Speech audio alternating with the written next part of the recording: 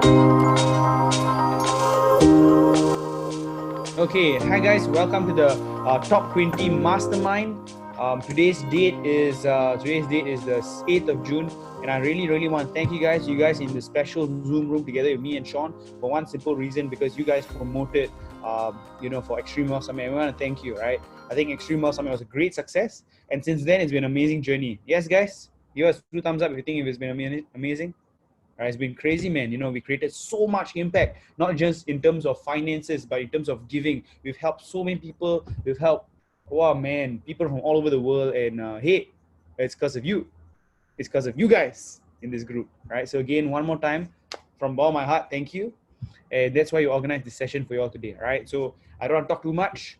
Please take it away. How the session going to work very simply is this. Ask any questions you want, and we will answer your questions, and we hope to give you as much value as possible, right? So take it away, guys. Anybody wants to go ahead? Hi, Resh, I have a question. Can I start? Yeah, sure. Matthew, go ahead, man. Go ahead. Yeah, so actually, just something about my portfolio. My portfolio is actually heavily geared to like the stay-at-home stocks like PayPal, Shopify, and like some tech stocks as well, like the cloud ones. So right now, the economy is opening. So all their cruise lines, the airlines are going up, while the stay-at-home stocks are a bit suppressed. So do you suggest that I was thinking whether to have like some form of short positions in these cyclical stocks to kind of ride the wave, but I'm not really clear. Can I stop you right there? Yeah, sure.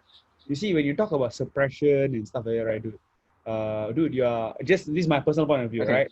You're talking about stock price, you're not talking about business. Okay. Right? Like when you talk to me and we talk to Sean, I think one thing which is very clear for both of us is that, we always talk about business, right? Like when you say, oh, it's being suppressed, like, come on, dude, like what are you talking about? I just kind of, dude, you're my friend, bro. Kind of pisses me off when you say that, no? I get angry, bro. Okay. And the reason why is because, dude, what suppression of stock price? Look at the business. Is the business going or not? Right? Again, if you invest in good businesses, the businesses grow, the stock price will follow. Don't give me the whole suppression of stock price and stuff like that. It's because of speculation. That's the reason why the airlines and all that going up. Question to ask is this: hey, do you really believe airlines will go back to what it was previously? That's the reason why Warren Buffett sold, right? Because truly, again, I told you, man, like with the airlines, it won't go back to the same. In terms of work, guys, can I see your cameras? Everybody showing cameras. Quick question, guys. Raise your hands if you believe that air travel will never really kind of go back to the same again. Raise your hands if you believe that. Right? Okay, I see most people actually reading. I actually believe that because, in terms of like work, traveling for work, hey, that will be reduced so much more. It'll reduce for me. It'll reduce for Sean for sure. Sean hates flying. Correct, no, bro? Sean doesn't like traveling, and Yeah, right? so sorry, I don't like traveling, but my wife has been bugging me, so she has been making plans to travel already. So I think in the near term, I mean, even if Singapore's Prime Minister also mentioned, this whole entire thing will take a few years. The vaccine will only come out in 1 year's time. So it's going to be a bit different, I would say. It's going to be different. But how different, I can tell you, I do not know as well. But sometimes when you invest, don't go to things that you're not sure of. Go to things that you can be sure about. So this is called risk management, you see. When you try to go and guess something that you don't know whether you can make it, it's actually more of a gambling. So try to reduce your risk. I agree with what Resh is saying. Yeah, I do not know how air travel is different, but I'm not going to take the risk in a lot of things. So the thing is, like with Sean, right? So, bro, your wife is bugging you, but you will go and travel for work again, like, wow, every time fly to Taiwan, fly to Thailand, fly to you. Don't need, right? Just on Zoom can already, what? I can tell you, I don't know what I don't know. Okay, so I've been thinking a lot also. I can share with you, like, even for our business, when we run education business, right? The past 2 months was crazy. Our profits hit record high. I'm also thinking, can I foresee this the way forward? I think so. I think it will actually catch on. There will be stickiness. But is it confirmed it's going to be that way? I think Resh mentioned something very interesting. He mentioned that it takes about a certain number of days to form a habit. Right? You mentioned that, right? Yes. So I read it 21 days. Some other places minimum 21 days, on average 66 days, which is about 66 days already. But we also got to remember something. The flying and the business in the past, right? Is years. Is years of people like used to actually meeting each other for transaction and all that. Again, I'm not too sure. I wouldn't say that I'm very sure, but I'm getting a lot of data point. But you see, the cool thing about investing is this: if you're not sure, don't go for it. It's like Warren Buffett also say, the best thing about investing is like you're playing baseball. I think baseball is not very popular in Asia, but the cool thing about playing baseball like a stock market, right, is whenever someone throws you the ball, only when you're very sure that you can hit a home run or you can hit it very nicely, then you hit. Those very funny ball that comes to you, you're not very sure on, there's no need for you to hit. Just let it go. Like a Disney song, let it go. Okay, cool. So I'm not too sure. I think Resh is very sure that you will never travel again, man. I'm not travel again, It'll bro. be different. I think it'll be different, right? I won't do it. I tell you something. I'll never ever go to Malaysia for a 6 people preview again. Like, you know, never. With your popularity now, you'll never be 6 people, lah, bro. At least 6,000, right? Never. I'm sorry, Deborah. Like, you know, I won't come back to Malaysia for, like, I'm telling you, bro. Like, so it's lah. Hey, this guy bluff on now. When he knows that there's his students is there, for 3 or 4 people, he will fly there and meet them on. This is something I know about him. So maybe okay, I think it'll be different. Anyway, I have a different view. So for Matthew, maybe from my perspective, actually I'm more interested to hear what is your thesis. Because I don't claim that our thesis is always correct. I do believe in the Buffett way of investing, the value investing way, where we look at stocks as businesses. But I also cannot deny that there are many other ways to make money, which I don't know. So I don't claim to know everything. So I'm very interested. When you talk about your thesis about like the stocks are suppressed, should you short? The important thing is, do you have a clear thesis? Do you know when to enter, when to exit? And do you know how to position size? I mean, if you have, right, I cannot say that you're wrong, you know. Who knows, you may be right, as long as you follow your thesis and it's proven, correct? I don't really have a thesis. If I do, I will definitely position size. Okay, if you don't have thesis, then okay, Resh, you can continue to scold him already. Dude, I hear the way he say the thing. I already know already, bro. So like yeah lah. Guys, but it's okay lah. Form a thesis. Yeah. So again, dude, like, you know, you're new in this investing journey. There's a lot to learn, lah, bro. Like, it's a lot to learn. So we learn along the way, lah. So again, like what I mentioned, guys, like focus on businesses, then you won't go wrong, right? Okay. Focus on like speculative stuff, then, you know, sure, you might be right, but you know. So I just want to share with you all this golden piece of advice that I got from some investor. Just because you make money doesn't mean you're right. You can be making money and you can be doing the completely wrong thing.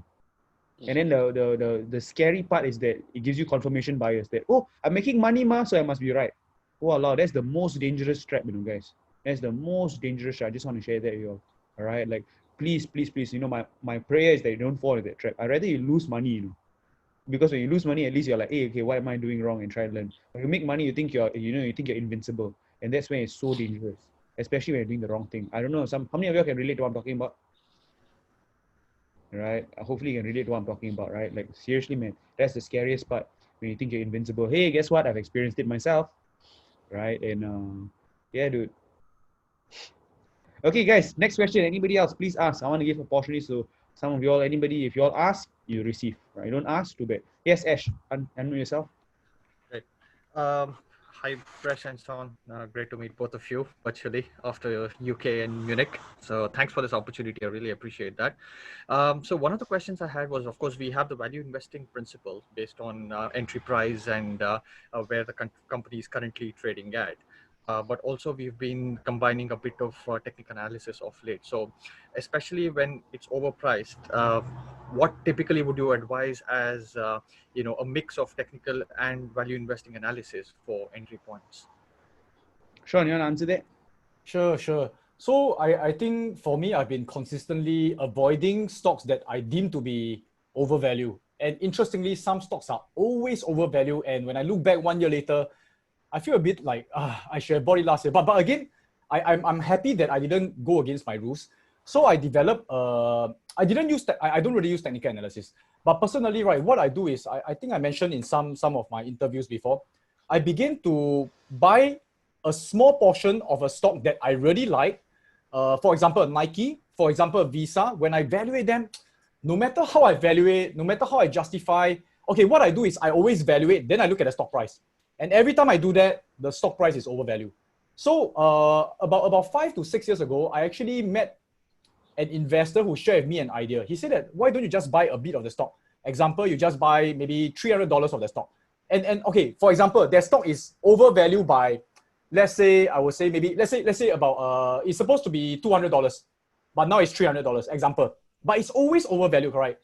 So if you buy at $300, you are paying $100 premium for a stock alert. Meaning to say you are paying additional money for stock alert. Reason being, right, if you like that stock a lot and you do not buy it, a lot of times you'll forget about it, right? You'll hunt for other stocks. And even when that stock, right, drop by a lot, you will not remember to buy. So in fact, I did that for Facebook, did that for Visa, did that for quite a number of stocks. And I think there were quite a number of times like Facebook actually dropped by almost 10 to 15%, right? That's where I managed to go in, buy it at a good price. So there's a particular stock in Singapore called Vicom. Vicom, they do car inspection. It's always overvalued, in my opinion, always overvalued. But every year I will buy a bit, and over the years it keep increasing. So cumulatively, I collected quite a number of stocks. I didn't go in very heavy, but I have these stocks already. So this is how I do it. If you can use technical analysis to further enter more, you can do that. But for me, the point is this: I rather buy a good stock that is cheap enough. Reason being, when it's cheap enough, the risk is very significantly reduced. Example, I think some people told me, I think it was in 2003, 2004, right? They told me about all the travel stocks, TripAdvisor, Booking, Expedia, and the P ratio is all about 60 to 70. So when I told the person, no, it's too expensive, right? The person told me, but it's relatively like that. The whole entire industry is expensive. So in fact, when they compare TripAdvisor to Booking, a bit different. Booking, right, it is P ratio of 40. He said it's actually cheaper than Booking. Booking is 50.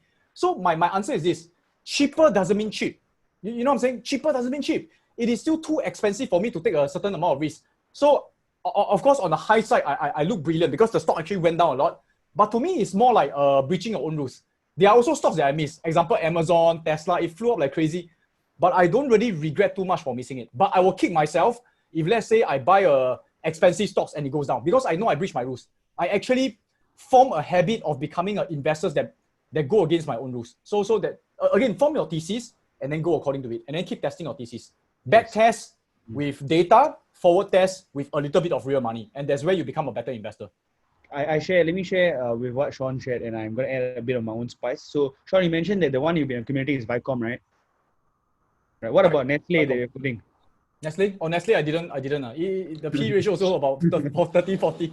Okay. So the one in the US example, which I've been sharing, let me just share with you. For those of you all who don't know, right, Nestle, Milo, right? Great company in the Malaysian market and stuff like that. Right. So anyways, the company which Sean is sharing, for me, which I accumulated, the first stock that I bought and I've been accumulating throughout after I learned from Sean many years ago was Google. The moment I left the class, I told my classmates that I want to buy Google. All of them told me one thing. They all told me, too expensive lah, too expensive. And guess what? Today, they say the same thing. Every time they say the same thing. But it was one of my best purchases. And for me, every time the stock price goes down, I just accumulate more. And to me, Sean sees risk in terms of like valuation. For me, I see Google as being very low risk. Because, guys, can you tell me who is Google's competitor? Anybody? Who is like Google's like competitor? Anybody like Yahoo? I don't know. Bing, right? Like Yahoo. Oh, Jonah is saying Yahoo. Hey, bro, that's smart. Huh? Like, to me, Google wise as a business is something that is amazing. They are constantly innovating. So for me, I look at risk in that sense, right? Not so much like, oh shit, it's 40 P ratio, so it's risky. Like, I don't see it that way. I see it in terms of like as a business, right? Like, so to me, Google is very not as risky because of what they're doing, correct? Right. So that's how I see it. And with regards to valuation and what Sean shares, I completely like what he says is 100% correct. My point of view, very simply, if you heard my sharing EWS, this is what I feel as of right now. Again, things might change. I don't know. All right. But what I feel right now is that we're living in a new world. Right. Raise hands if you all believe that we're living in a new world. Raise hands if you all believe that. Right. It's a brand new world. Things are changing so rapidly. And guys, like I told you, the deeper the famine, the greater the wealth transfer. The deeper the famine, the greater the wealth transfer. There are some companies, guys, in the next few months that will die. Some industries that will collapse and just, it's already happening. You all agree, guys? Thumbs up, you all agree? Right, it's already happening. And there are some industries, there's some companies that will thrive like no other, right? So the thing is, like, looking at even the growth rates as of last year to determine valuation of this year, to me, it does not make sense, right? Looking at the 3-year growth rate, like discounting this year's growth rate, man, you cannot compare, right? Like CEO of PayPal already say that, like, what happened in the month of April, like what takes 5 years of growth to happen. This is what PayPal CEO said, right? It's happening right now in 1 month. Like, guys, like, we are, in terms of e-commerce numbers, we are seeing numbers of Black Friday happening in the middle of April, happening in May, happening in random months, right? Like, again, will this continue? We don't know, right? We don't know, right? But like what Sean said, it's a new world. There's a lot of uncertainty. That's the reason why Warren Buffett isn't really making any moves, I believe. All right. If you ask me to take a stand, like Resh, like, don't tell me don't know. If you ask me to take a stand, I'm telling you, man, the future is going to be very, very different. There's going to be a digital revolution. And I feel that these companies which are hitting the forefront of digital revolution will grow so much more. That's my personal opinion. So yeah, you can't really look at valuations, man, because you can't look at past data, right? You can't look at like past data to kind of determine, like, you can't look at 3 years growth rate, 5 years growth rate ago. The growth rate right now is different, man. It's different, and it will be different, right? And it's evidence from even our own business. You can't look at our growth rate last year to determine what our growth rate will be this year or next year. It's a different ball game. Does that make sense? But by the way, don't have to agree with us. Most importantly is you have a certain opinion. Like me and Resh, we don't agree on quite a number of things also. And we openly share. It's okay, you see. But again, you are right. You are neither right nor wrong when the market tells you you're right or wrong. You're right or wrong based on your own data and your own analysis. This is what Benjamin Graham actually mentioned. So you can see, like, Warren Buffett makes money, Walter Slosh makes money, George Soros makes money, and they have all their own thesis. And sometimes I remember reading a particular book. I think it's called, is it The Winning Habits of George Soros and Warren Buffett? I can't remember the exact book. But the thing is, I think there was a particular example where both of them did a different direction on one particular stock, but both of them make money because their time frame is different, their thesis is different. I can't remember what is it, but it's very interesting. Same stock, one of them short, one of them buy, and both make money. How can it be? Because they are playing in a different way. So it's okay, man. Don't have to like just follow. I mean, the worst thing is to follow blindly and then don't have your own thesis. That's the worst. All right. Okay, great. Come on, guys. Ask a question. Like, raise your hands and ask, then I will answer. All right, Jonah, what's up? Unmute yourself. Hi guys, can you hear me? Yes. Fantastic. Thanks Sean and thanks Resh for actually having me around. I couldn't say because I was sorry. Thank you for promoting. Oh, fantastic! That's my pleasure. I was so excited about today. I couldn't sleep last night. So I really want to thank you guys for actually sharing so much and to actually tutor us on this without really just teaching us in general. Like I have actually benefited a lot. I learned a lot from your sharing, like both Sean and Resh. For Resh, I always follow your 3 a.m. calls, man. I'm always there. I'm always with you. And of course, I believe both of you always want us to start to think independently, to actually try to form our own thesis in our investing journey, not just in buying stocks, but also for options as well. So, and for me now, I reach a point where I want to form my own thesis, and I want to move forward as a better investor. So, to actually pick stocks that are not actually shared, but actually pick stocks that I think that might grow. But it's really a big roller coaster emotional journey for me. Like for now, I believe like everybody is earning a lot of money in options, but for me, surprisingly, I'm actually my portfolio is down 30%. Like I did some silly things. Resh always mentioned that you never lose money. You gain knowledge, you gain experience, right? So for me, yes, my portfolio is down 30%, and so mainly because I went into earnings. I went into an earnings play, and guess what? guess what stocks I actually went into? But I actually believe in this company. I'm using them myself. So the companies that I was looking at, if you don't mind me sharing, I hope you don't mind me sharing, is Cloudera, last week, and also Slack, which both, right, actually, like, after earnings, I did my research before that, and I thought these were solid companies. I'm using them myself. Besides Cloudera, I knew it beforehand, and all. So these two companies, their earnings were coming up, and I was quite excited. Then I went into earnings play, and so happened that the next day, the stock just fell 14%, and my options are like in the negative.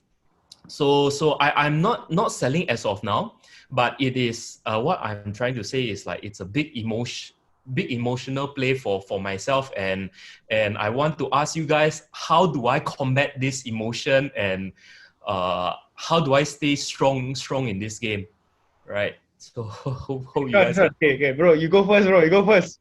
You're gonna score in it. Oh, okay. So actually, okay. So Jonah, this is my own perspective now. Okay, when you say that you think that these are good companies because you are using the products and things like that, right? What is that your main thesis? Like, you use the product, you like it, you invest. Is that how you?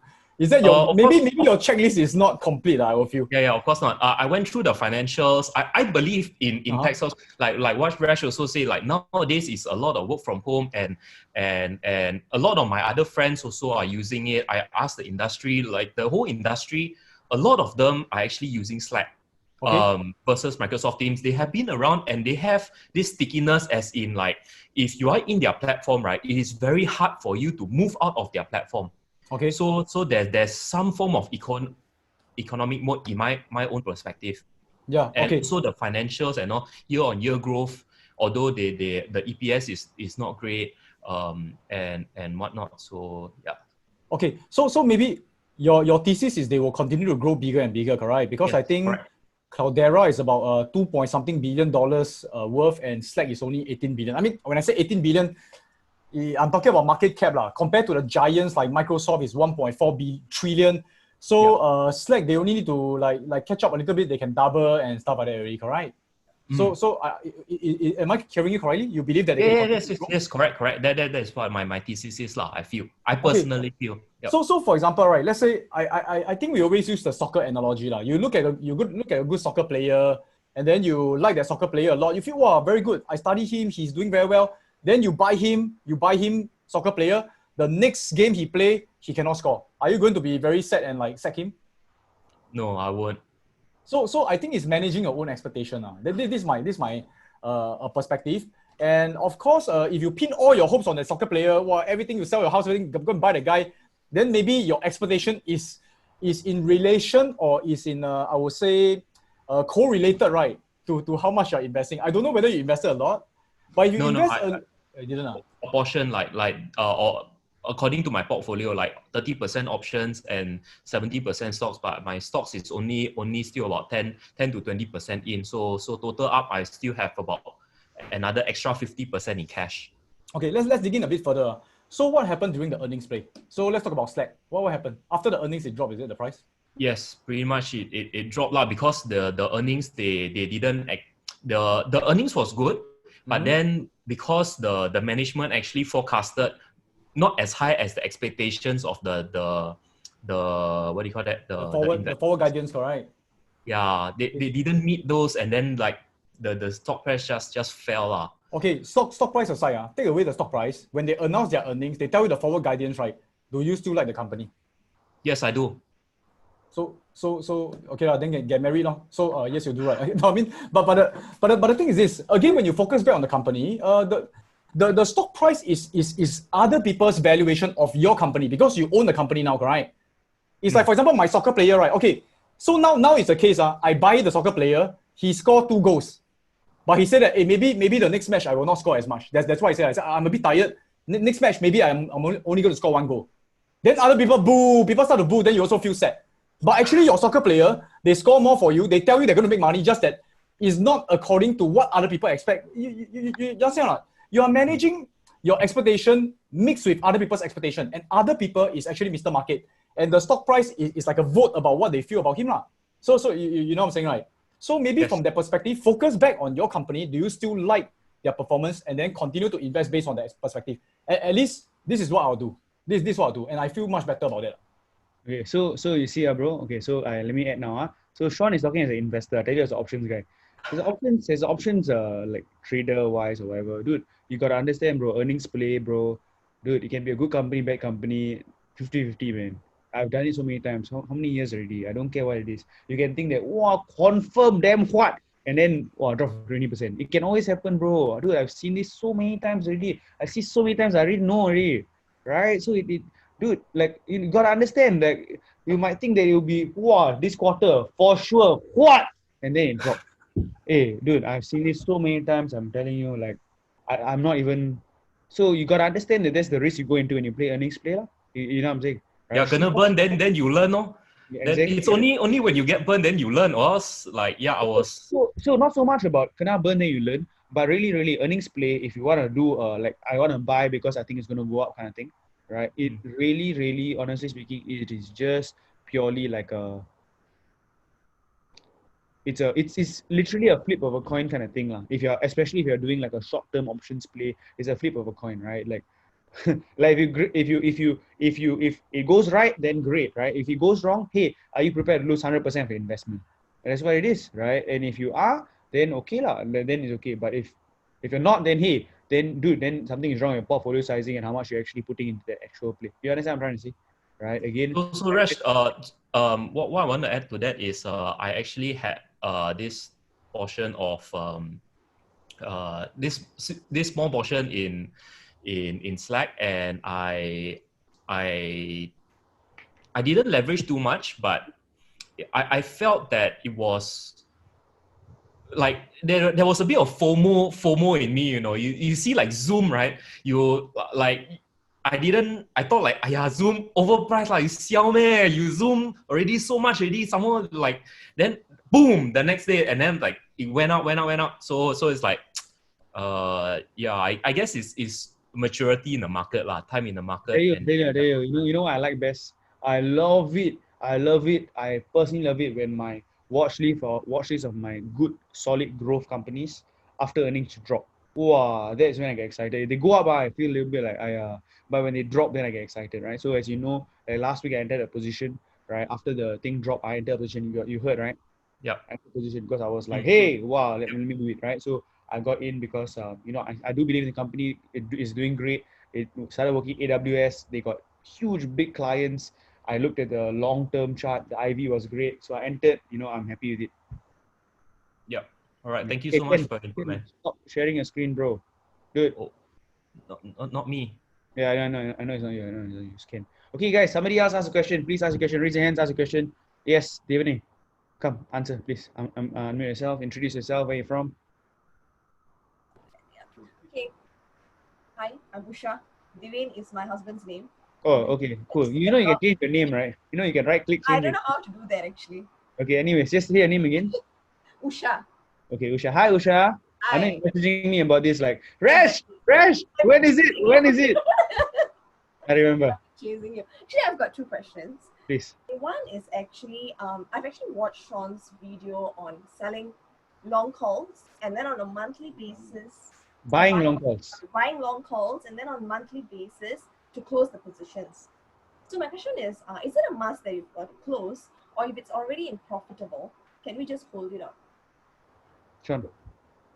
You're talking about strategy X plus, right? We buy a long-term call, lock in the price, and then every month we sell a short-term call, right? Exactly, yeah. So okay. I want to share with you, right? This to me is not the best strategy, but I think it's very useful for beginners. I share with you. I actually like this strategy a lot when I was guiding my friends. Personally, I like to buy a long-term call. I mean, I do hope you guys understand what is long-term call. Otherwise, y'all can write down and search about it. When you buy a long-term call, for example, if I buy Visa, I can't remember what's the price now. But let's say I buy Visa at, let's say, $200. Okay, I can lock in the price at 200. So as the price goes up, right, I use a small amount of money instead of paying the whole entire thing. Okay, I lock in the price for long term, and as it goes up, I make money. That one is quite okay, right? Now the thing is this, because when I was training my newer friends, right, after they buy same thing, they will see the price go up, go down, and then they are not sure what is happening. So I'm thinking, how do I make them feel a little bit more encouraged or assured So maybe to make them feel more encouraged, they get a bit of income every single week or every single month. So that's why after you buy a long-term call, you can sell short-term calls. When you sell short-term calls, you get income, correct? So now your question is whether do we close both positions? Is that what you're saying? Yeah. Is it a must that you've got to close, or you can just hold it on? Okay. But you just need to got to write the up and down. Based on my guideline, right? I do not want to go into a situation where I lose money because the price goes up. So again, this technique, if you're unsure, when we go into that position, right, there are only two scenarios. One is you make money. If the stock price don't move or the price goes down, right, you make money. You get income and it feels good. Now, the funny thing is when the price goes up, one position will lose money and the other position will make money, correct? Right, when it goes up, one position will lose money, the other position will make money. But the position that makes money will make quite a bit more than the position that lose money. So my rule is if it goes up and one position lose money and the other position make money, I will close both so that I will take the loss. But I'll take the gains from the one that I make and then I cover the loss. Because I do not want to go into a position of losing money. I do not want to, okay, I close first, take the loss, and then hopefully continue to go up and I make money. I don't want to hope. So that is my specific exit plan. But that's for me. So is it the best way? I do not know. Maybe it can go up, many things can happen, but I stick to a certain plan where I don't want to lose money. I close and I re-enter again based on the current information, the current situation. Does that make sense? Yeah, makes sense. Okay, if it's too advanced for the rest of you guys, I'm sorry. Just wanting to answer the question. Okay, one more question, sorry. Sure. Okay, I know there's different methods of valuing a company, the entry price, right? So one is Right. DCF, the discounted cash flow method. And the Yes, other one correct. is what we learn in BOSS.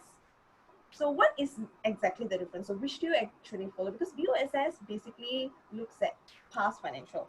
Whereas DCF would BOSS? be the BOS. Oh, okay. We look at past financials. Actually, it's okay. Maybe I share this thing. Warren Buffett and Charlie Munger, right? They once say this. I mean, we always quote them because they are the most famous. But many investors actually say the same thing. They say that, right? I use this example, but please, no offense to anyone. They say that, right? Sometimes when you look at a company, it is subjective. It's subjective. What is important? It must be obviously undervalued. So, example, they say this. They say that when you look at a guy who is overweight, right? Guy or person who is overweight, some of you guess he is 200 kg. Some of you guess he's 205 kg. Another person guess is 190 kg. But the thing is, no matter 190, 200, or 205, he's definitely overweight. So you must be so clear that he's overweight. You don't want to go into a situation that is he 60 kg or 70 kg. So just by a few kg difference is overweight and underweight. Go for obvious situation. So DCF, there's another guy called Old School Value. I can't remember his name. I think Kenji or something like that. It's Korean guy. Korean guy, Kenjin or something like that, right? Yes, He used like 5 different valuation methods and make sure all of them are undervalued before you buy. I think that's cool. So there's no exact way of measuring on, There's no exact way. It's very subjective. But make sure it's obviously undervalued in your eyes. Then you can invest with a peace of mind. At least I like to do that, to go for obvious things. Okay? Okay, got it. Okay, Jiawei, your question. Hello, Resh and Sean. Thanks for having me in this conversation. I got some questions. First, I think I feel the same as Jonah. I mean, I'm not doing quite well during this period. One of the main reasons is that I was watch so many YouTube and learn from many gurus, and they keep saying that the stock market will drop. So I was like pretending I'm smart to predict the market. Then every time Resh say you can buy this, but when I look at my portfolio isn't big enough. It's like 10K something. So I was worried if I enter, then how if the market drop? So now I already questioning because the market is already all-time high. So I feeling the dilemma whether should I enter at this time or just wait patiently before entering my top picks of my stock. So, Chawi, can I answer your question? So, let me answer your question. Bro, okay, see, a lot of people don't understand when Warren Buffett talks about long-term investing. When Warren Buffett talks about long-term investing, he's really talking about zooming out and not thinking about what's going to happen tomorrow or next month. Yes. Chawi, how long are you going to invest for? Long time, I think. Half a year ago. Yeah. No. How long do you want to invest for? Oh, my lifetime. How old are you now? I'm just 26. Yeah. Very good. Let's assume, you live long. Let's say you live to 100 years old. You're gonna be investing for the next 74. 34 years. Sorry, 74. 74 years. You're gonna be investing for the next 74 years. Like, I want you to put that into perspective. Like, I don't know whether you understand what I'm trying to say. May I interrupt you? Sure. I understand, but something is like because I'm overly active. I mean, every day I watch at the laptop, then I feel FOMO, then I want to trade something. That's why you So lose I money, feel bro. kind of stupid, I think. Yeah, lah. Hey, dude, thanks, bro. Thank you for saying that. That's why you lose money. That's why. Yeah. Right? Yeah, I think if I buy when the market is 30% drop, and then I just put there, without monitoring every day, I should. So what I'm trying to say, let me get to my point, right? So again, if you know that the actions you're doing is causing you to lose money and it's stupid, then you do again for what? Right? So that's number one. Number two is this. Like, what I'm trying to say is that, you're going to be investing in the next 74 years. And that's how Warren Buffett sees it. Even when Warren Buffett's so old, he still thinks about, this company long term. Sometimes I listen to him, I'm like, what? See me long term, you got how many more years? But anyways, besides that, right, what I'm trying to say is that in the next 10 years, in the next 5 years, the market will go up. Right? Yeah. By the way, Jiao, if you don't know already, the market is not at all-time high right now. It's not. No. Some of the stocks. Right, some of the stocks, but the entire market SPY is not at the all-time high yet. All right. Very soon, I can tell you, in the next 6 months, it probably will be in terms of the entire the S&P 500. Right. So as in it will likely be. Again, I'm no predictor of the markets, but one thing I can tell you is this: in the long term, in the next 1 year, 2 years, it will very, very, very likely be higher than what it is today. Sean, do you agree? I believe that in long term it will be higher. But I also want to encourage Jiao Wei. I feel that I've met a lot of investors. I've gone through investing myself. It is normal to be FOMO. It's normal to want to. Because you feel that the harder you work, the more you monitor, the more information you absorb, the better you can make sense of the market. So I do encourage you to go and burn yourself out first. So no, I mean burn yourself out, but not because burn when you learn something from others, then you see other people doing trade, then they can earn easily. Then you want to follow them, then end up you fail. Yeah, too many information. Yeah. You go and speak to them enough, you realize everybody is like you. It's just that at which stage in life only. So like now people see Resh make money easily. We also, I don't know about Resh. I went through the stage you went through. I see most people going through also. So my suggestion now for starting investors, or if you are not profitable yet, you're not sure whether you're supposed to be long-term, short-term, or trader, you take the first pool of cash, right, to analyze yourself, then analyze the stock market. Take 10%, go and do short-term, take 10%, go and do value investing. Then 1 year later, come and review and see which portion do the best. So take it as a training of yourself. You are your best asset, right, Resh? So we all mentioned that. Yeah, and one more thing, bro, as a 26-year-old, guess what? You have to sleep more. You look a bit old. No, I'm just kidding. No, I'm just kidding. So, what I'm trying to say is that as a 26-year-old, bro, what do you have to lose, bro? Right? Yeah. Now is the best time to learn. Now is the best time to lose or whatever. Remember this one thing. There's so many more things more important than money, like your health. Yeah, money I know. can always earn back, bro. Money can always earn back. So do whatever you want to do, lah. You want to try and play someone, go and play, lah. But money can always earn back. Just understand that, and understand they're going to be investing for the next 70 years of their life. Yes. So if you understand that, then it's all good, lah. Yeah. Look at it. Maybe can I share a bit about how I feel about the stock market right now also. Now, yes. I want to tell you, right, no matter how you feel about the stock market, you must tell yourself you may not always be right. I also feel that the stock market should go down. I think I've been saying this quite a long time already, but the market keep going up, right? Can I tell you I'm a people will say that I'm a hypocrite, but actually I make a lot of money also. Because the thing is this, I tell you why I feel that the stock market should go down and will go down, in my opinion. Because you see, if I tell you, okay, let's say we take a company now. Just now Jonah mentioned Slack and things like that, right? Slack is a company now, not asking you to Slack. So imagine you talk to the insider, you talk to the CFO or the CEO. You say, hey, how's your company doing? Then the CEO tell you, hey, I tell you, the next few months, I think we are in big trouble. Okay, and he tell you before he tell anybody. So if he tell you is going to be in trouble, right? What will you do? Will you go and buy the shares? Although you see the share price going up, you see, hey, people still buying shares. But he tell you, I think we're going to go into trouble. So what do you think? Will you still buy the shares? How many of you will buy the shares? Can I show the hand? Who won't buy the share? Can you show me the hand? Who won't buy? Now, The whole thing is all the economists and everybody is telling you the economy is in trouble. What? They are telling you. But so what if the stock market is going up? I know that, okay, I know that the stock market is consisting of a lot of investors who is voting based on their money. That's why it drives the stock price up. But if the data is telling me it's going to go down, I'm going to stick by it. But again, I tell myself, I may be wrong, right? So that's why I say, okay, even after having all the data, I think I'm 70% sure. 30% you can never guess on now. Who knows what's going to happen, right? So I still put certain amount of money in, and I use options because options gives you almost 5 times the returns with equal amount of risk. I mean, less risk, 5 times the returns. So although I use options on 30% of my portfolio, right, my whole entire portfolio grows equally as much as the stock market go up. And even if it goes down, I still have 70% of the money. So that's why I feel that position size, portfolio is one of the key things that you must play around with. And position size, to tell yourself you may be wrong. Position size, to test yourself on which method is the best.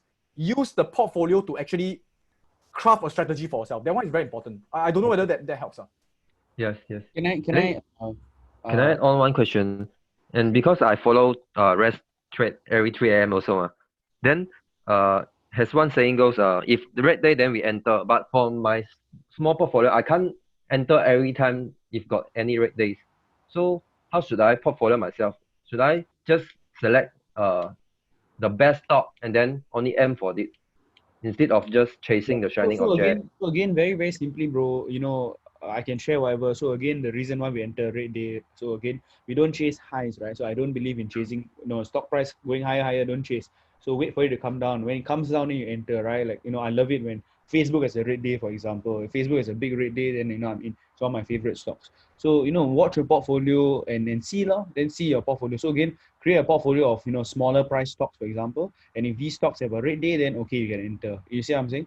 Right? Like, for example, like Slack the other day, let me just see, like Slack the other day, WRK, today market's up around 200 points, crazy, man.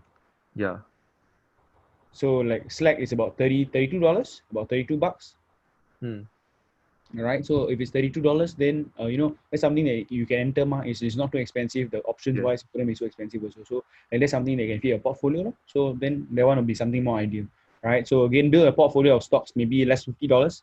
Right. Go and look through all companies. Go and study. What companies are you okay with below $50? That one will be it will be very suitable for your portfolio. Okay. Appreciate for your help. Yeah. No worries. Thanks. Okay, next question, guys. Please, I want to get to as many people who have questions. Raise your hands. Yes, Deborah. Hi, Deborah. Unmute yourself. Hi.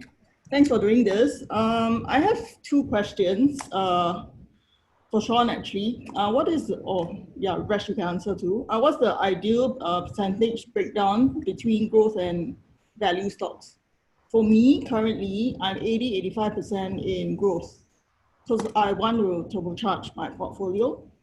And also the second question is, what is a number, like ideal, optimum, like number of stocks, like one person at any one time should have? Okay, I answer the second question first because it's easier for me. I always aim for 20 stocks. So if you divide them equally, it's about 5% in your portfolio each. So I feel that there's so many stocks in the stock market, I want to buy a lot of them, but I think I just choose my top 20 and buy it. Why 20? I tested 10 before. I feel that 10 is a little bit too little because once one go down and you make a big mistake, 10% is gone. To recover 10%, you need to make, I think, about 15-17% just to break even, for your whole entire portfolio. So I aim for 20. But I at each point in time, it's not always 20. Sometimes I manage to buy, sometimes I don't manage to buy, but I always aim for 20 around there. Okay, so that's the answer to the second question. Again, you can have your own idea, but I always think of it this way. Maybe I share with you guys how I begin to think over the years. Now I always ask myself, right, if this amount of fund, right, is somebody's retirement fund, it's like, let's say my parents or my grandparents' retirement fund, how will I invest in it? I know it's a bit different. You talk about growth and all that. Do I still need to grow for them? Actually, I still want to grow for them, I want to grow for them because I also come to realize, this is my opinion again, I come to realize growth stocks will make a lot more than dividend stocks. Okay, dividend, they can give you 5%, 7%, 10%. If in US minus tax, then about 7%, about 10%, correct? But growth stocks, when they grow, right, really can make a lot more. So your whole entire portfolio, you let them grow by 20-30%, then you take that portion off as the dividends will be better. So even for my grandparents or my parents, right, I always think how can I make sure that I don't burn their whole entire account? How can I make sure I grow in a certain rate? So about 20 stocks. Now, you ask about growth and value stocks, right? It is all based on opportunity and your confidence in the stock. So now, for example, when I look at, let's say, Bank of America, or I look at JP Morgan, do you classify them as value stocks or growth stocks? I don't know, huh? Value stocks? I have those two banks, and I consider them as value. The rest, yeah, sorry? Yeah, so the balance, right, in terms of growth, I actually like put them in under thematic investing. So okay. Yeah, so like a lot of payments, a lot of 5G, a lot, like some semiconductors, some cloud. So because I don't do the 3 a.m. call, sorry, Resh, I need my sleep. No, everybody is different. So yeah, so basically I just put it into baskets that I can sleep well. Got it. I don't know whether that's like a good strategy. So like I don't FOMO, like whatever I miss at 3 a.m. I'm fine with it. Well, at last got someone come here to show off already. No, just kidding. So maybe because I'm very old and I need my sleep, so I don't like stay up too late. I also don't stay up too late. Okay, so maybe I say this. From my experience over the years, right? Growth stocks tends to perform a lot more better. But okay, you think about it as a company, guys. So when I talk about, okay, my company from a startup stage, right? When I start out, let's say I start a food delivery company, food delivery, then I start out, during a startup stage, right? Is there a huge potential to grow? Answer is yes, right? Maybe this year I make 100,000. Next year, for me to make 200,000, 100% growth is quite easy, right? So growth companies is basically at a stage where they are growing, but also they are not as stable because they are, every time you try to grow, you are taking another risk. Every time you try to expand to another country, you are taking on another risk. Whereas if you are stable and then you grow at a slower rate, or if let's say you are financial stocks, like all those banking stocks, which we term them as value, right? They are much more stable and it's much more predictable.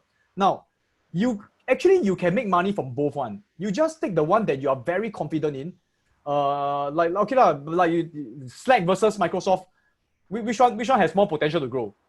Confirm Slack, but which one is more stable? Microsoft. But personally, I don't know whether you consider Microsoft a growth stock or a value stock. Probably a semi, but it's a stable stock, a strong company. Take Microsoft, this kind of company that confirm will make money. Take Berkshire Hathaway. I think Berkshire Hathaway to me is also, I won't call it a growth stocks like Slack or like maybe just now what is that company? Cloudera, right? But I take a simple company like Berkshire Hathaway. I use options. The returns I can get is, I don't feel that I'm getting any risk, and I also can get like 60 over 80%. I feel that sometimes keep things simple and then use. Me and Resh, we went for a program before. They call it a 4-foot game. Play a game that you know that you can win, and then just play it a lot of times, or you just so-called do a smart leveraging on the plays that you can win. Then can really That's my opinion. Yeah. Look, sorry, I want to share something that is kind of. Just now, Sean was talking about something, and then I had this thought which I really want to share, which is this. Sean actually talked about how he felt that the market would drop some more. Right? You remember that, right? Yep. So he actually mentioned that, and I remember, right? So you follow him for some time, he feels that it's going to drop one more time and stuff, and I agree with him, like when we actually first said it, but I feel the market has evolved, and the reason why is because in the last 3 months, in the last 2 months, right, many businesses have had to pivot. True? Do you all agree, guys? Right? Many businesses have had to pivot. And it's very, very, very important to see how management is evolving and changing their business. Very, very important. Right now in the earnings, when you are starting the company as an investor, it is super important to see what actions are the management doing to change their businesses. Guys, let me just share with you all. Like right now, I'm seeing some management who are complete jokers, who are literally like, okay, let's not talk about public companies. You all know, maybe in your own line of work, some of you all know some business owners who are like literally sitting down and sitting at home and just saying, okay never mind we just wait for COVID to be over. These kind of fellas, they deserve for their businesses to die, right? Why? Because who knows when it's going to be over? Who knows when this lockdown will end? Malaysia will extend it again or whatever, I think, right? I'm not too sure. So, see, right now, I just want to share with you all that it's not about the management's IQ or EQ. It's about the management's AQ. What's AQ? Their adaptability quotient. How adaptable are they, and what are they doing to adapt to the current situation? Very, very, very important. So look at what they're actually doing. Guys, look at what Disney is doing, and look at what Disney is doing with Disney Plus. Dude, if you go and track what they're doing in Disney Plus, it is nuts. Do you all know that Disney Plus is going to be released in Singapore soon? I actually told you all. Do you all know that? Right? I told you all Disney Plus in Singapore, they're releasing all over. The numbers are growing 100% per month, you know. It's nuts. Look at what the management is doing. They know that, hey, their theme parks, they cannot count on their theme parks anymore. So what they're doing, they're pushing out all the other fronts. Disney Plus, they're going all out. They're pushing out all the other video streaming services, their movies, they're pivoting. You can see what they're doing, man. Right? So this is what I'm talking about. So look at the companies and how they're adapting and evolving. Very, very important. And if the companies are not doing anything, then hey, get out. You don't want to invest in management who is sitting down and waiting for things to change. Because guess what? The world is changing. If they're not changing the world, they're going to die. That's what I feel. Okay, anyways. Question, anybody else? Sorry, can I just like reconfirm the 80-20 is fine? Like in terms of allocation, growth? I think it's okay. It's okay. It's okay? Yeah, it's okay as long as you believe in the company and you believe that they can make you money. And you can sleep at night. I think it's okay. All right, thanks. Lucas, so for the pivot, even when second wave hits, their stock price will not drop. Dude, PayPal, second wave hit, they're more happy. People have to stay home longer. More people use digital business. Their business grow even more. They're even more happy, bro. There's some companies you must understand that they are like, dude, the longer the lockdown, the more money I make, I'm more happy. It's the truth. But by say something, again, I think it's a good thing to disagree with each other. So you see, now Resh has a certain theory, I have a certain theory. He feels that some companies are going to go up, I feel that some companies are going to go down. But you know what's the funny thing? Even when both of us are wrong, we still make money. Why? Because we actually portfolio accordingly. So I don't know lah. Like Resh, okay, actually I'm very sure lah. Resh don't put 100% of his money in PayPal. He also know that yes, very confident in PayPal, but is there a chance he's wrong? There's also a chance, you see. You must always do that, you know. Always ask yourself, what if you're wrong? So what will you do if let's say the other thing happened? Always ask but you must stand for something lah. If you don't even stand for anything, you don't have a thesis, you cannot even shift your money accordingly, right? Yeah, absolutely, 100%, man. So again, you know, I always have this theory, right? Like, if I'm completely wrong, am I okay with it? Yeah, that's right. That's very important. That's the question I always ask myself as an investor. These are the questions you must ask yourself, guys. You must understand that the only thing that you can control in the stock market is the amount of risk you take. That's the only thing you can control, actually.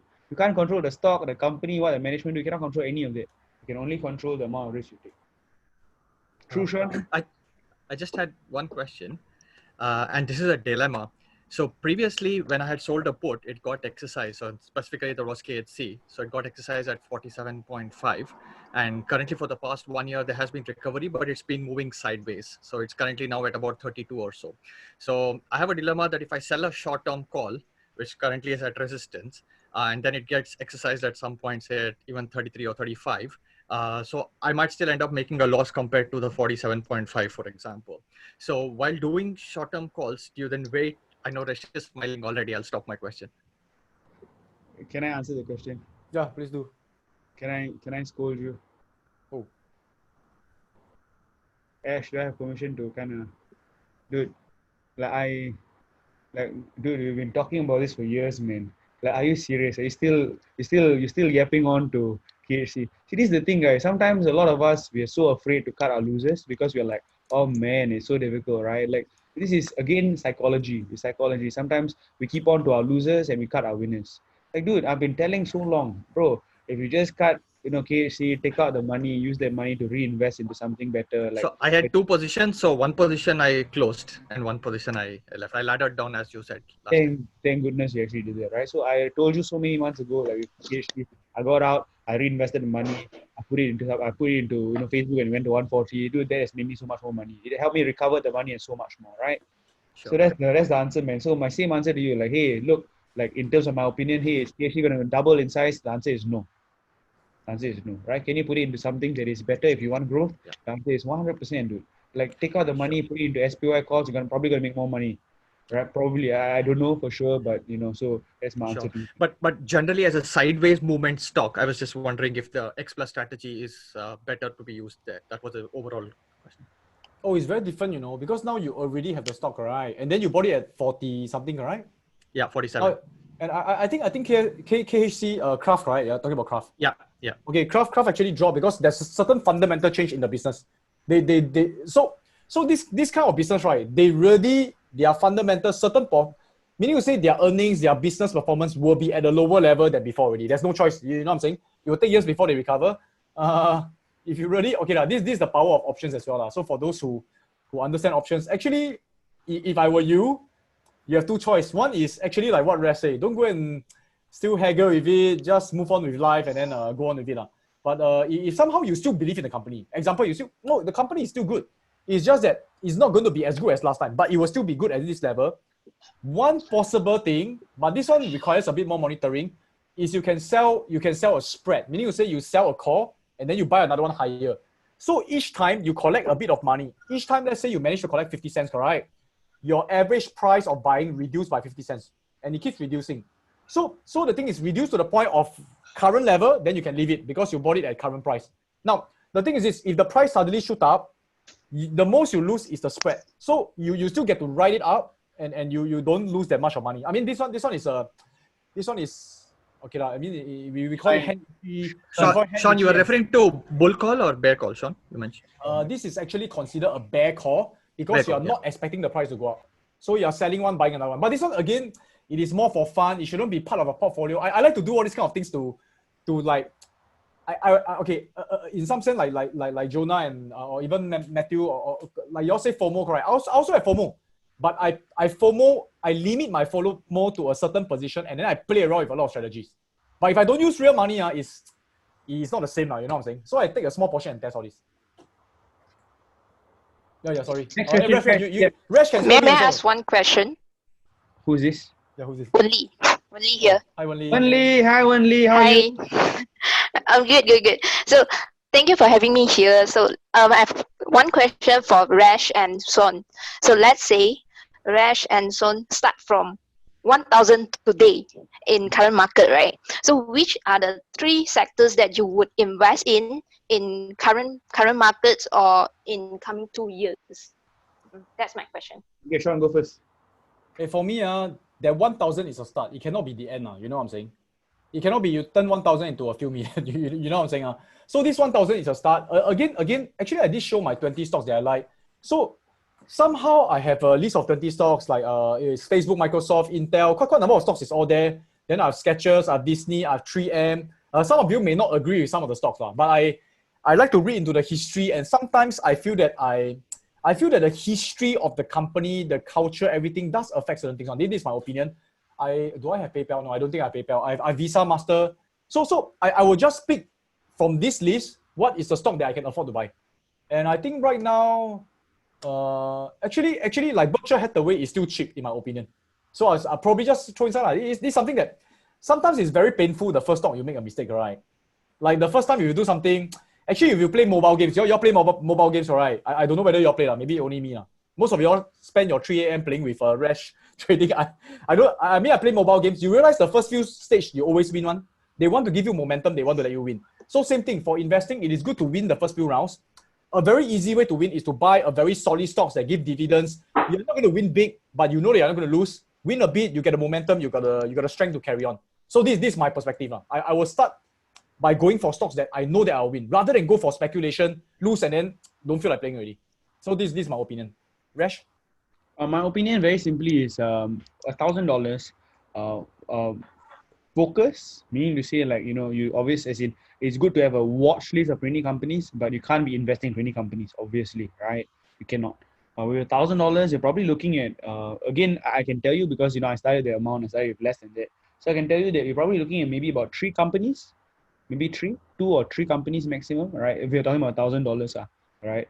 So, and very importantly, what I would say is diversify across 3 sectors that you really believe in, 3 sectors. Okay, so don't put everything in, like, let's say, for example, technology, put it in 3 sectors that possibly you feel has good growth. So again, so I share with you. So again, number 1, let's say, for example, you like technology. So in your technology pick, what's your favorite technology pick? Guys, I hope you all are writing notes are very, very important. Okay, very, very important. So like technology, hey, maybe technology is very, very big. All right. So what are you talking about in technology? Are you talking about social media, for example? Okay, is it social media, or do you want to choose maybe technology in terms of payment technology, or do you want to choose in terms of technology in terms of whatever workplace technology or whatever it is? So choose 3 sectors. What are the 3 sectors that you want? Okay, so like for me, for example, I'll choose one which is e-commerce because I really feel that it's going to grow a lot. right? E-commerce, a lot of place, right? You got Etsy, you got Shopify, you got Amazon, you got, so many lah, right? Choose one. You choose one. Okay, so e-commerce, for example, choose one.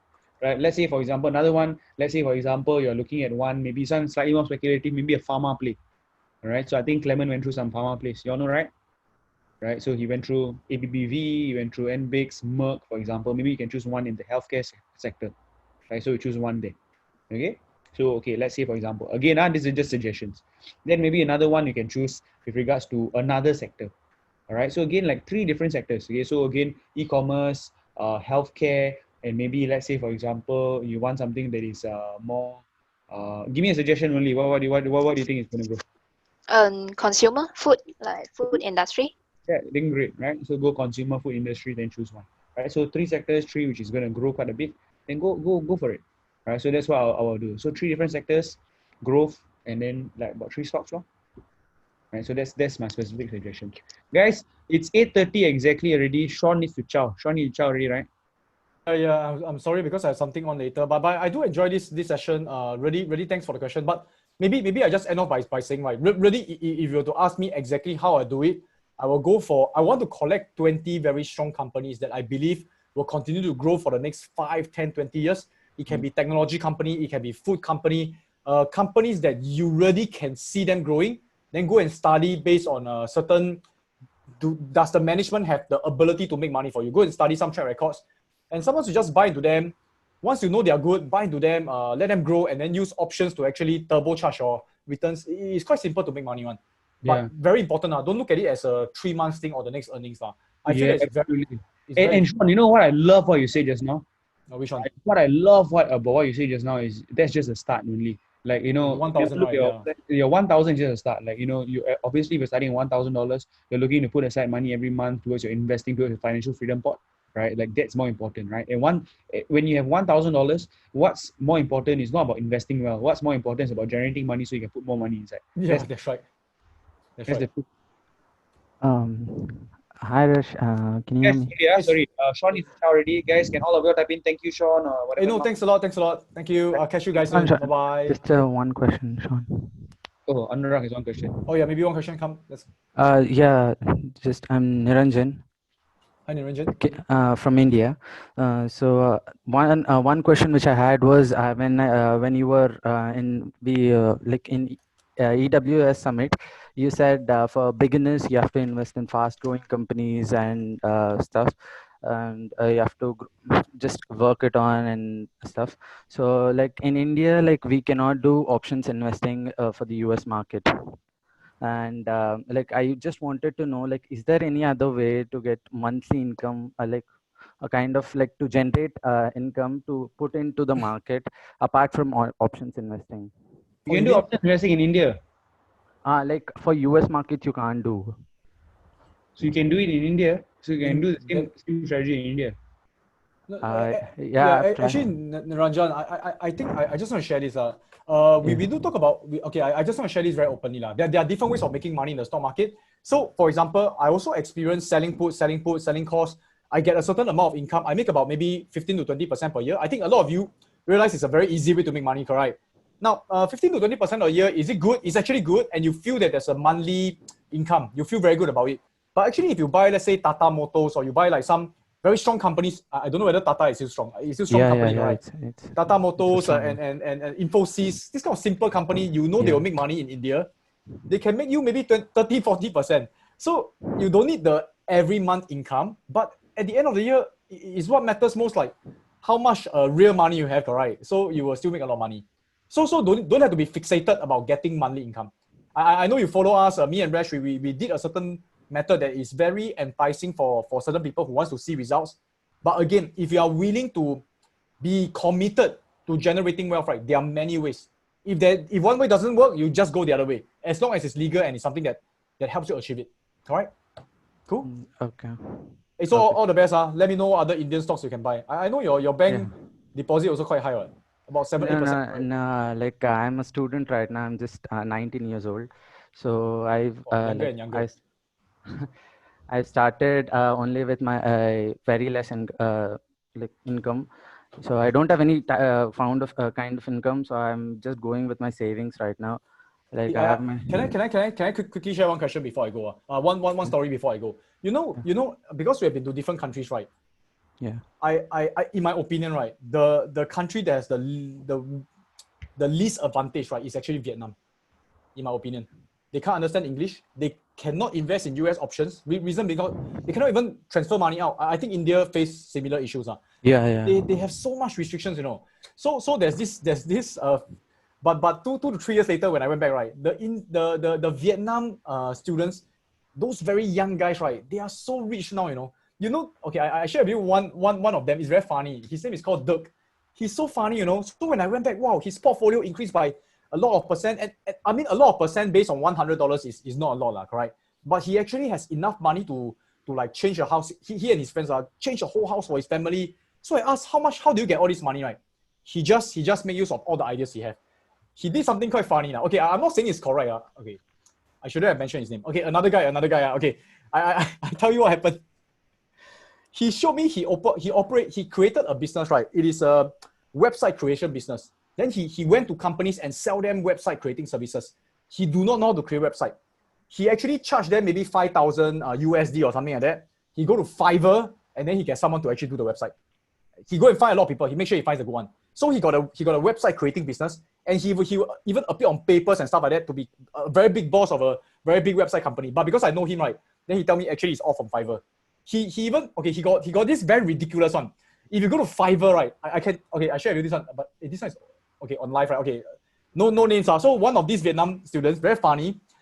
He make money again, right? They are crazy about Fiverr. You go to Fiverr, you go and search love spell. You know what's love spell?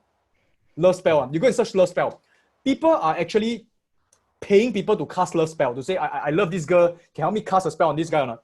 So one of my students said, wow. So one of my students, actually, he liked this girl. So he tried to do the love spell. Then the love spell got money back guarantee somehow, you know. He said, if let's say the girl don't love you, I help you cast another 3 more times, something like that. Very funny one. So after casting, he felt a bit cheated because he paid about 200 USD. Then I said, wow, why do you pay 200 USD? He told me that the risk-reward ratio is very high. Pay 200 USD and get a girl that he loves is okay. And then when I go and check the Fiverr, right, wow, there's like tens of thousands of people buying that love spell. And you know what happened? This guy went to create another page to help people to cast love spell. Again, I'm not endorsing his method. And then he just take the whole method and he casts love spell for people. And he generates like tens of thousands of dollars, you know. I mean, I'm not asking you guys to do that, but I'm saying there are many methods. You can be very creative. In fact, we actually told him don't do that. He also stopped doing that already because he feel like, wow, I don't know whether one day something will happen to him if he keep trying to. But it's unlimited. It's a lot of ideas, you know. Correct. I Resh got a lot of ideas also. Okay. I gotta go now. Continue to share them ideas. Continue to burn. There's many ways to burn. Yeah, and thank you so much. Thank you all. Thanks a lot. All the best. Okay, bye guys. I see you. Ciao. Great. Mark off Facebook Live. Okay. So guys, you know, Niranjan, again, I want to tell you something, man. I tell you. Again, like I told you, man, you're 19 years old. What you focus on is generating money. That's what you need to focus on, right? Stop obsessing about how do I use options and whatever, right? What's more important is to be creative. Dude, there's no excuses. All you need is a laptop. Are you using a laptop right now? Yeah, I'm using it right now. You have a laptop. You're connecting with me in Singapore and people from all over the world. Dude, all you need is a freaking laptop. Creative. Think of ideas. There are ideas everywhere. That's what you need. You need creativity. You need to be resourceful, right? You're here for a reason. You got in top 20 for a reason. Obviously, you're resourceful to get here. Out of hundreds of people who took part, you're here. You obviously have a talent. Use the talent for good, man. Use the talent for good. Use the talent to make money, right? And then when you make more money, you can invest more money. You understand? Yeah, I get it. Right. That's the number one thing. I was your age when I started, man. I was younger than you when I started, right? But hey, guess what? I knew how to make money. I was creative. I did whatever I could to make money, right? And I used all that money. I put that into my investing account, and that's how I grew my portfolio to 7 figures, man. Right. So again, be creative. It's all in here. Okay. Yes, guys. Okay, I'm gonna take a few more questions. I got until 8:45. Then I need to go already. I haven't eaten dinner yet. Hungry already. Anybody else? Please ask. Now you guys get just me. Yes, Lester, what's up? Hey, Resh, can you guys hear me? Yes, bro. Yesterday you asked me so many questions already. Today ask me again. so just one question. So, so for in terms of running technical analysis, right? Because I know fundamental analysis, you need to analyze whether companies are worth us investing in them, and also using options and stuff. So, when deciding on choosing an optimal entry point or exit point to go doing this trade, right? So, what are the indicators that you yourself use, when making a decision on this? I'm very simple, bro. I don't go too much into what oscillating calendars lah, Bollinger Bands, so that I keep it very, very simple, bro. I look at my support businesses, I look at EMAs, that's it. That's it.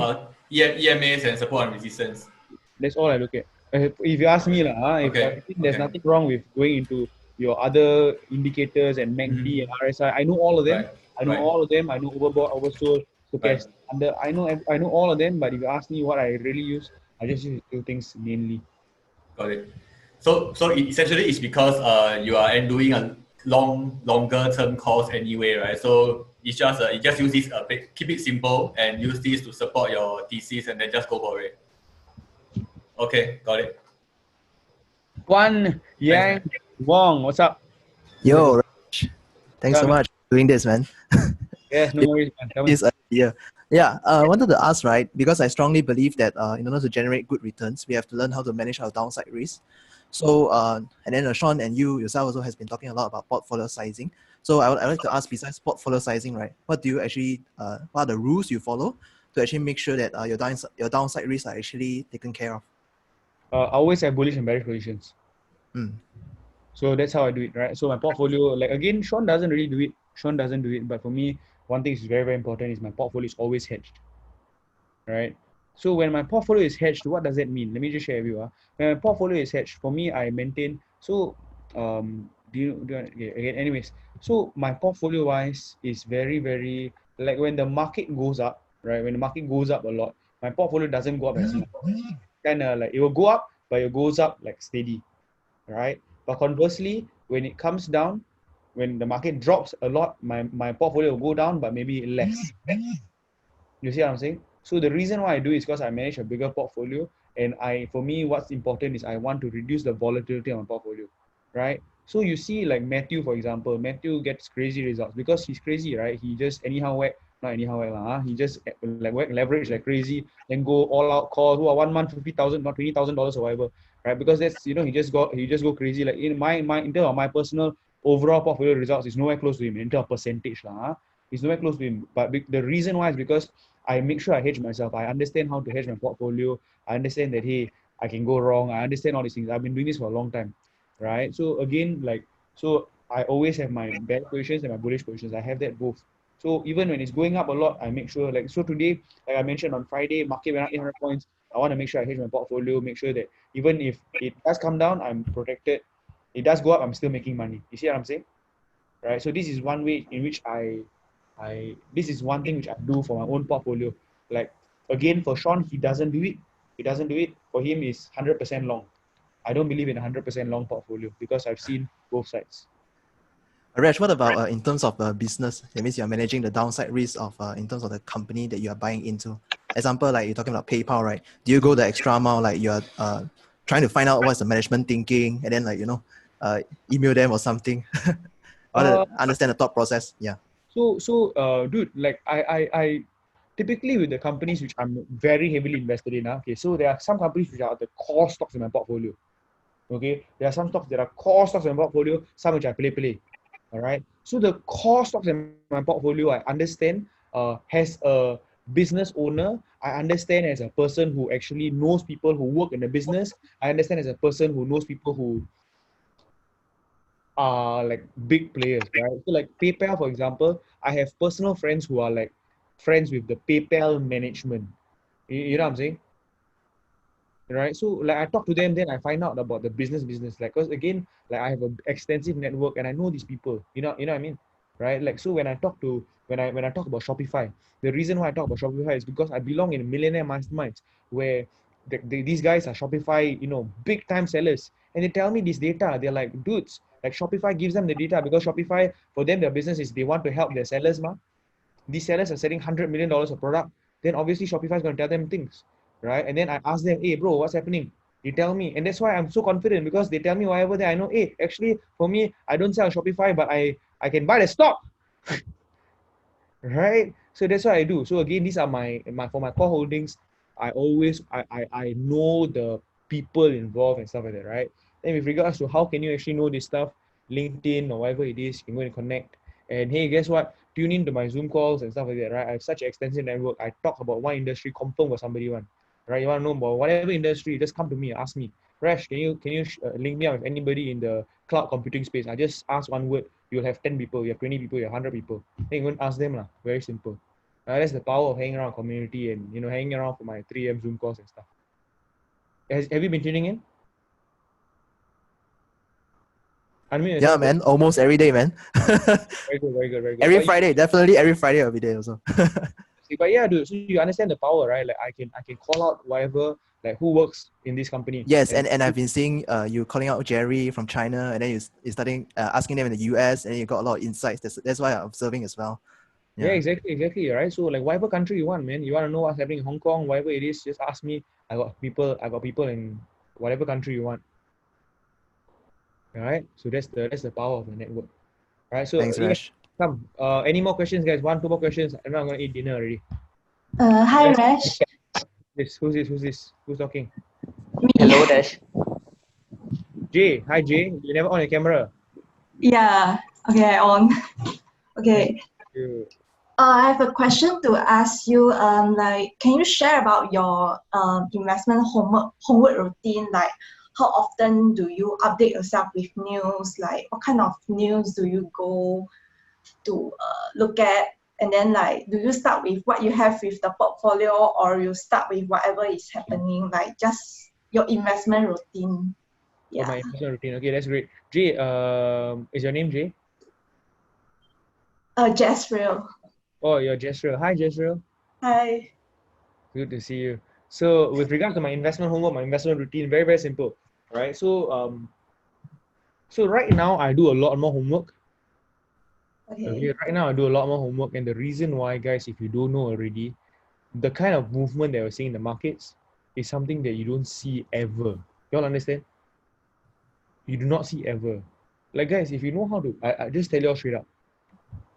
If you master trading, for example, right now, like, and if you know how to do it properly, guys, the income you can make right now is more than, it's crazy lah, guys. Like, one day 800 points, today 300 points, 200 points. You know how much money you can make or not? It's insane.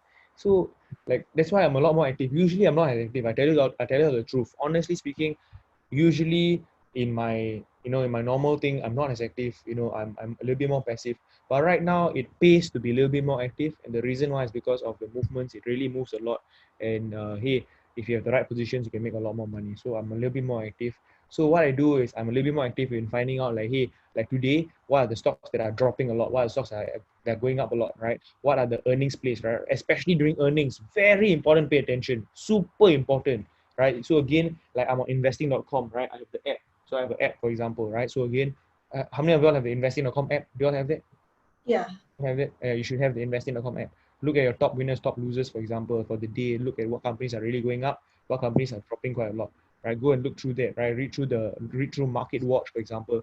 I keep a keen lookout on Market Watch. I watch Market Watch, and right now, very, very, very important. Right, so again, if you've tuned into my calls, Jay, do you watch my calls, Jezreel? Obviously, you do, right? Yeah. Right, so again, like I tune in. I watch like CNBC, for example. Like during earnings season, I watch CNBC. So I'm listening. Why CNBC? If you all don't know already, every night, right? Every night they interview the CEOs. Every night, right? Every day, the different CEOs come on board to actually share and stuff like that. You just watch, allow your investing knowledge go up like 10 times, man. It's crazy. So it's like, what are you watching, right? Watching Netflix, or are you watching like something that will empower your mind? So I watch these things, and every day I learn about a new company. Every day I learn about a new stock. Every day I learn about something new in the market. So that's what I'm doing constantly, right? So again, very, very important, Jezreel, tune in, right? So listen to like podcasts, for example. Listen to your Motley Fool podcast. Listen to all these different things. Go and watch CNBC. Sometimes they're a little bit boring. I know they're not as fun as my Zoom calls. I apologize for them, right?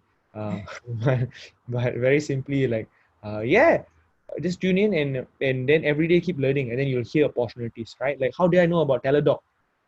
right? Teladoc is a company that I made a lot of money from, a lot of money, right? Like seriously, man, it's crazy from the call options, from the put options, all of it. TDOC. Do you all know Teladoc? Yeah. I've been sharing with you all about TDOC. I've said so many times, right? The reason why I've been looking at it, I've been investing in it for so long, and the reason why I knew about it was because I tuned in and I I got to know about it from a Motley Fool podcast, right? So you ask me like, Resh, how do I know? Because I'm always plugged in. I'm always listening, hearing for different things. So I spend some time every day listening and looking out for different things, and I share them with you all, right? And I was very very interested because hey, telemedicine is the future. I talked to my mom about it. She works in the healthcare industry. It's growing tremendously. So that's how I knew about Teladoc. And man, made so much money from Teladoc. I'm happy with it. And yeah, I talked to Mary Buffett, and Mary was telling me same thing, right? Nowadays, medicine, everything call doctor, like call doctor from home. Everything, right? So I was like, oh, that's a confirmation again. So that's the future, lah. Right? Just does it make sense? Did I Yeah. answer the question? Yeah. Anyways, it's good to see you. Finally, I know who you are. Besides just your name on Zoom, guys, I'm very very happy. Like I'm so happy that I get to see your faces. I get to know who you are. And Usha, like I get to see you, Usha. Hi, Usha. Hi, Hi. Resh. Every time it's so good. I show you my husband, please. Where's your husband? He's sleeping. Because sometimes it's either me or him. Oh, hi man. Hi husband. Hi Devani. Sorry, hi husband. Why was Pain. sorry? Devin. Okay, that's great. That's great. Fantastic. Sim, you're gonna ask me something. Yeah. The question is that I'm Charlie, as you the cheeky Charlie. Oh, Anyway, the chicken Charlie. Anyway, Hi. I am retired. I have that kind of portfolio, like I mentioned to you. You thought was joking, but it's true. Anyway, I have all those things that I said. I'm toying with this idea that which I've typed the question, switching some fixed deposit, those bank deposit, into a cash secured put option portfolio. I think it's a fantastic idea. Please go and do that as soon as possible. ASAP. Okay. I think like seriously, man, in this kind of market environment, you go and put your fixed D and then you get 1%. Wow, you go and sell out of the money put for Facebook. Wow. Yeah. I was looking at Facebook, JP Morgan, all those stuff. It Yes, it's more than 10%. Exactly. It does not make sense. So I think it's a brilliant idea, man. Go and do it ASAP. I think right now to have your money in fixed D is the stupidest thing you can do. Sorry, that's my opinion. Man. Okay. You all know that No worry. I would share openly one. You all know that. Yeah. I know. don't It's okay. You all appreciate that, right? You all appreciate that, guys? Yes. I don't like to say like, oh, halfway. Oh, don't buy this. Like I'll just say lah, like fixed D right now, bro. Take out. Don't waste time. 1% per year. Wow. Malaysia still get 3 now. 3, yeah.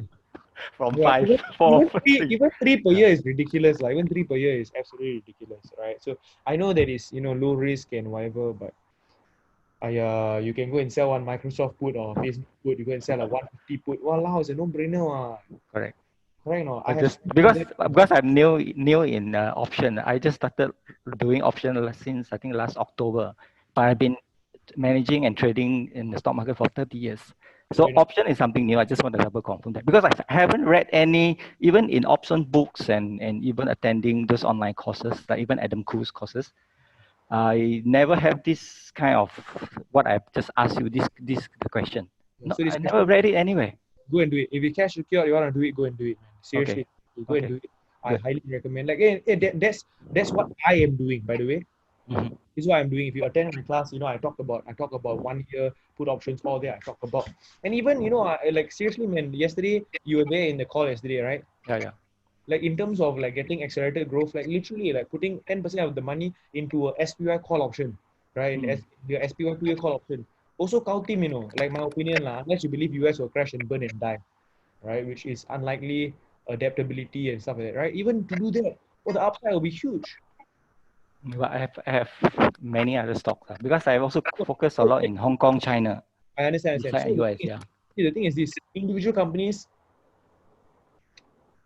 as in whether they're up or down, who knows, right? Like Facebook, for example. But the thing is, like with SPY, especially right now, there is still a discount to its high, right? Like wow, that's a no-brainer. And I'm telling you, man, if we were at the Unsolvable Summit, you would see, wow, all these companies are pivoting, and right now their cost is reducing so much, wow, their cost, they are very happily reducing all the employees and making more money. I'm telling you, that's the truth.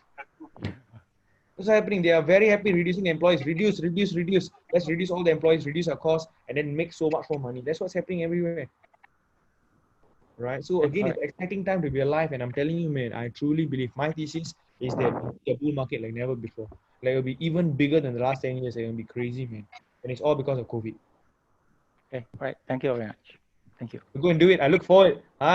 Yes, man. Seriously. Thanks. Come, guys. Any more questions? One more question, then answer. Resh, can I ask a question? Can. My name is Ken Hong from Malaysia. For the small portfolio, if let's say we buy a long call, for example, like 1 to 2 years SPY, if let's say the market suddenly happens something, then it come down a bit. It come down. Whether we will cut loss also, even though the option for 50%. So or again, we just hold it. So okay. If you go and buy a long-term one, you don't really have to worry so much. Okay, you don't have to worry so much. So you can just keep it. Like in my personal opinion, like that kind of like what happened in March where you saw that massive drop, like a boom, like that. Okay, it might happen. Okay, I cannot say that it won't happen lah, but it's less likely to happen. Because if it drop, you have seen like in the market, a little bit drop only the next day, wow, chong back up again, right? You have seen that happen, right? So like I don't think we will see like a nosedive drop again anytime soon, right? I don't think so. That's again my opinion. Will it happen? Can it happen? The answer is it might happen. Who knows, right? And again, I don't. But it's very unlikely because if you look at the market pattern, market behavior right now, well, any drop, people go and chong and go and buy, and then market go up again. That's what I've been seeing from analyzing the patterns of how the market works. You all agree, guys? Do you all agree? That's how it is. So again, if you go and buy right now, for it to drop 50%, the call option also a little bit unlikely lah. But even if it drop about 2 years, then no worries lah. Then you just keep on, just hold, right? Or if not, you can add some more. You can add some more lah, right? I see. Okay, thanks. Meaning that we just hold it lah, even though drop 50%. Again, like I said, it's unlikely if SPY wise, because the thing is, unlike stocks, you see, stocks wise, it can drop 10%, 20%, 30%, right? It drop like that, then it will be 50% down. But when looking at SPY, it doesn't move as drastically. You see, like for SPY, for example, if the SPY go up by 3% in one day, it's considered a big day, Like 900 points. Let's say, for example, the Dow Jones increase, like let's say the market increase 900 points, for example, that's a 3% increase. All right, 3% increase. But 3% increase for stocks is nothing. If you understand what I'm trying to say. Yeah. Do you all understand what I'm trying to say, guys? The rest of you? You all understand? Like 3% increase for a stock, is nothing. Stock price can one day go up, like right now, can go up 10%, 9%. Like yesterday, stock, on Friday, Slack dropped 10%. That one is very, very normal. Right? Very, very, very, very normal. But for SPY, overnight, 10% drop, 15% drop. It doesn't happen. No, not overnight. So it's very, very unlikely for you to hit SPY call option, buy call option to 50% loss. Unlikely. In my opinion. Can it happen again? The answer is yes. Which is why it comes back down to, what's the maximum risk you're taking in that position. Okay? Okay, thanks. Okay, guys. One more and then we hit 9 o'clock. One more. Anybody? Lucky one. Who? Hi, Resh. Hold on. Hi. Wait, hold on. Who's asking me the question? Anurag. Anurag, tell me, man, what's up? Anurag, Hi, Resh. Anurag, you give me second place, right? Huh? You give me second place, right? Sorry? And you came in second? Yeah. And he got a Netflix share, right? You got a Netflix share? Yes. Did you sell the share? No, not yet. I had a question about the same, right? I have a question about it. Yeah, what's the question? I have a 2K portfolio size and the Netflix price is 400. Yeah. And the rule is about 10%. So should I keep it or what should I do it? I'll tell you something. If you sell the Netflix share that I gave you, I'll give you. Brother, I gave it to you for free, man. Don't ever sell it. It's your lucky charm, okay? So don't ever sell it. I don't care what your portfolio size is. It's a free gift from me to you. Don't sell it. You understand? Yeah, all right, all right. Answer to you.